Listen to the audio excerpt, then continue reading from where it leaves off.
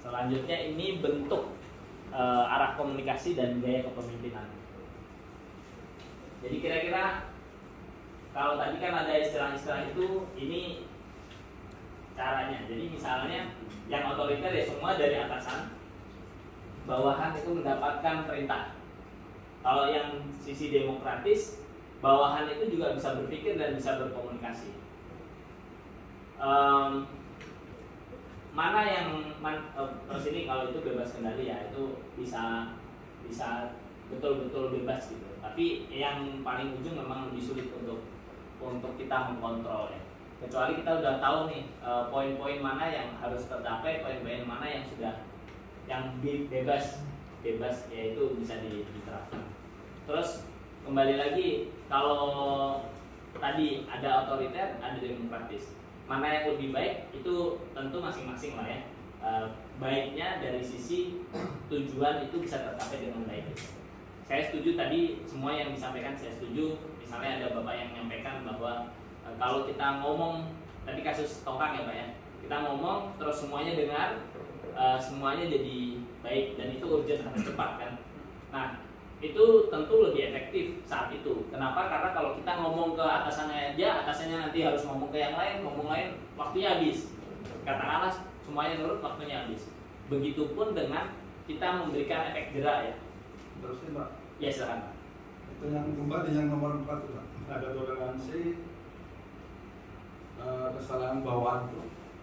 Pertanyaan saya, toleransi sampai batas mana itu toleransi terhadap kesalahan bawaan kita itu? Ya. Jadi memang dasarnya adalah aturan. Toleransi selama masih di dalam aturan, tapi tidak melampaui batas. Jadi batas itu yang perlu kita tetapkan dulu. Toleransi. Jadi misalnya membuat lebih lambat, tapi masih oke aja. Gitu. Jadi toleransi terhadap kesalahan ini ya.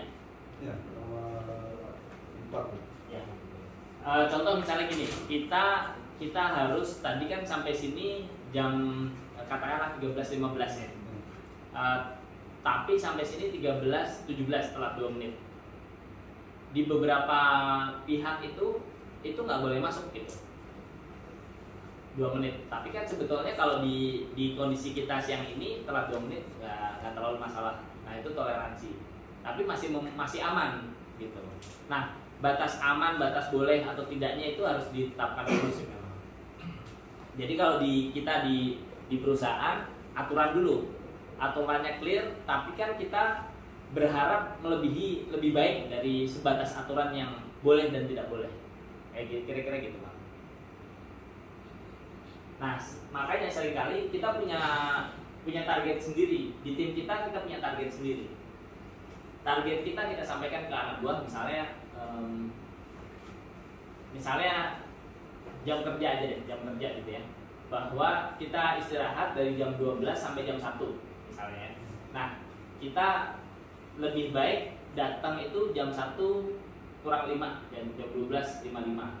Nah itu aturan internal kita gitu, internal di tim kita ya, misalnya gitu. Nanti dia molor-molor dikit ya, itu masih aman gitu. Oke, ada lagi Pak? Lanjut ya. Nah yang tadi balik lagi, gaya otoriter dan demokratis ini dua-duanya oke aja sebetulnya. Tapi memang kalau tadi misalnya kasusnya adalah apakah perlu atau lebih baik menyampaikan, memarahi karyawan memarahi anggota ya, anggota di depan umum atau tidak? Ya tentu diusahakan dulu, diprioritaskan untuk tidak di depan umum. Tapi memang ada masa-masa tertentu yang tadi sudah disampaikan semua itu, saya setuju bahwa itu memang perlu dilakukan di muka umum gitu ya. Satu ya tentu terkait efektivitas waktu ya kan ya. Yang kedua sekalian gitu ya. Yang ketiga mereka juga akan saling mengingatkan. Tapi kalau sudah berulang di depan umum sudah tidak efektif.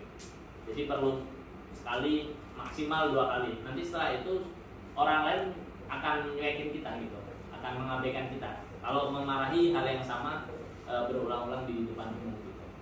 Jadi sudah tidak terlalu efektif lagi. Nah ini kepemimpinan nih. Kalau misalnya starting dari pribadi yang layak dipercaya, kemudian antar personal, terus manajerial, terus organisasional. Ini unsur-unsurnya adalah kepercayaan, pemberdayaan, penyelarasan. Pemberdayaan itu bagaimana cara agar orang lain itu lebih berdaya, lebih efektif, lebih merasa lebih puas terhadap kinerjanya masing-masing gitu ya.